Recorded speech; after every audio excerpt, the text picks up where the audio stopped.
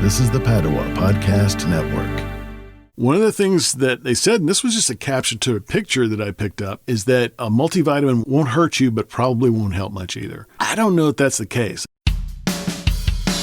Running a Fever, episode 189, best supplements for over 50 weight training.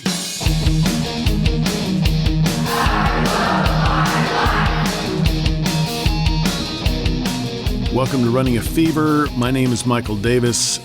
Can you build muscle if you're over 50? Well, I'm a living example of that. I gained almost 20 pounds of muscle, actually 19 pounds in 1 year, starting when I was 52.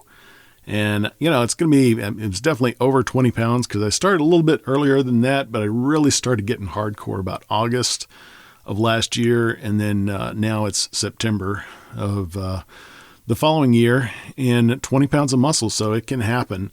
And I'm going to talk a little bit about supplements today. I think there's a lot of interest in this because, well, it's, for one thing, there's big marketing, and I had a whole episode on supplements. But this episode, I'm particularly going to talk about those for older folks and the different needs that we have as we get older. So with regard to general health, there are some recommendations specifically for people over 50, and I wanted to go into these to help with anyone out there. If you're not weight training, you still can be helped by supplements. Now, one of the things that they said, and this was just a caption to a picture that I picked up, is that a multivitamin won't hurt you, but probably won't help much either. I don't know if that's the case. I found myself, and I explained this, when I started taking a multivitamin after not taking one for a while, I felt the difference. I felt the physical difference.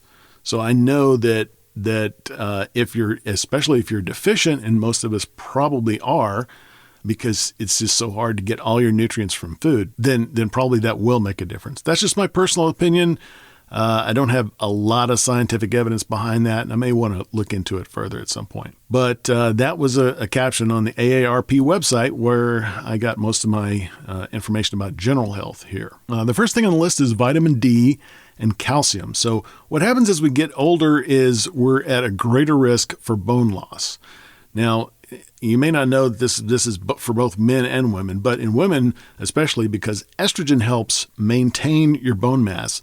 So, after menopause, when that estrogen level starts decreasing, then you're especially at risk for bone loss. So you definitely need to be very careful about getting enough vitamin D and calcium, because they're important for maintaining good bones. And of course, you know this from all the dairy marketing, that if you're my age and, this sort of over 50 stuff interests you, you have been subjected to over the years, especially, I don't watch much TV these days, but, back in the days when there were, 3 networks, you had a lot of advertisements for milk, basically explaining how it could help you with your bones. So personally, I don't drink milk anymore just because of the lactic acid content and the fat, of course.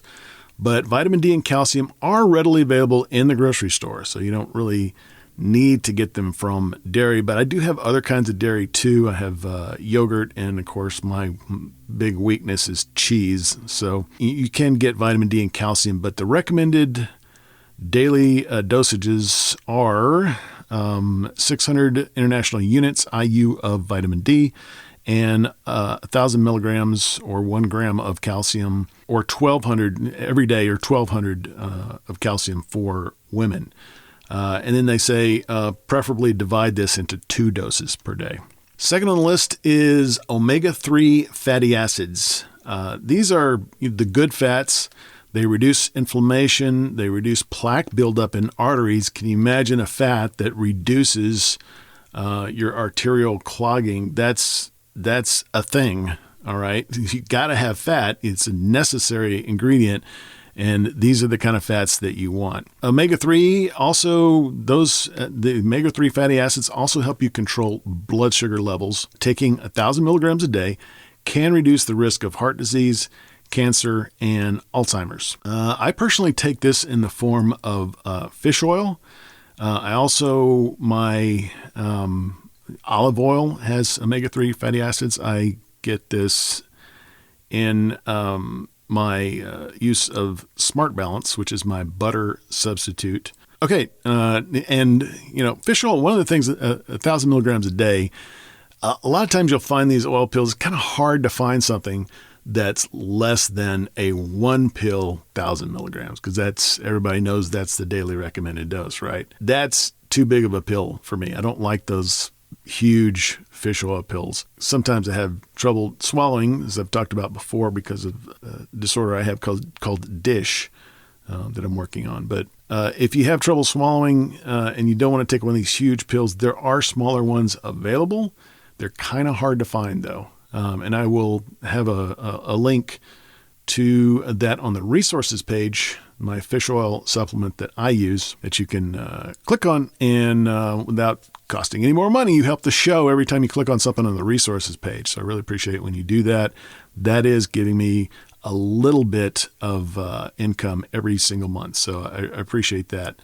Always helps. Making a podcast costs money. Just letting you know. The next thing on the list is probiotics. Probiotics, unlike antibiotics, which kill bacteria, probiotics introduce healthy bacteria, and that can improve your gut health in people over 50 who can be more vulnerable to unhealthy bacteria. A healthy gut makes sure that you can absorb the nutrients you need, and the recommended amount is 1 to 10 billion CFUs several times per week.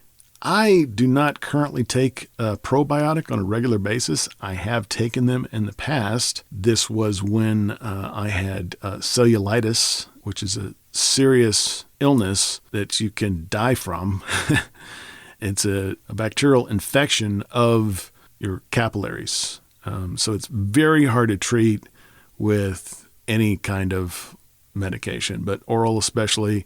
I wound up in the hospital for a few days taking intravenous antibiotics. So probiotics is one of the things that was prescribed as an initial non-invasive sort of measure to help with that. So gut health, there are whole books written on gut health, and I'm sure I will have episodes in the future on that.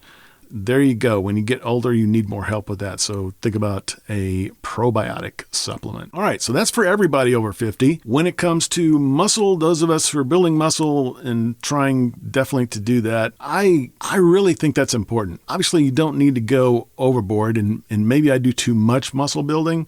But if you've ever seen people that struggle when they get older, that fall more often, that's because they don't have the same strength. There is a condition that starts with an S that I don't have handy. I'll put a link to that in the show notes. It's a condition that specifically has to do with muscle loss as we get older. Maintaining that strength is important. And so even at the age of 53, I'm basically investing in my future. It's kind of like a retirement plan for my body.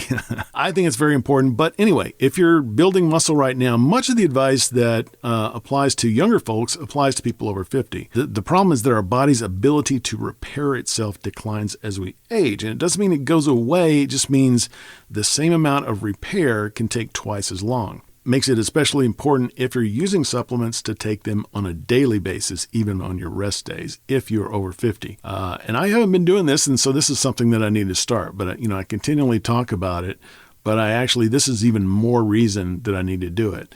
The time when your body rebuilds, and this is how you build muscle, by tearing it down in these sort of micro tears in the muscle, get repaired, and when they get repaired, they're built up stronger. And this is true of a lot of bodily processes, including fractures in your bones. After a fracture, those bones get stronger.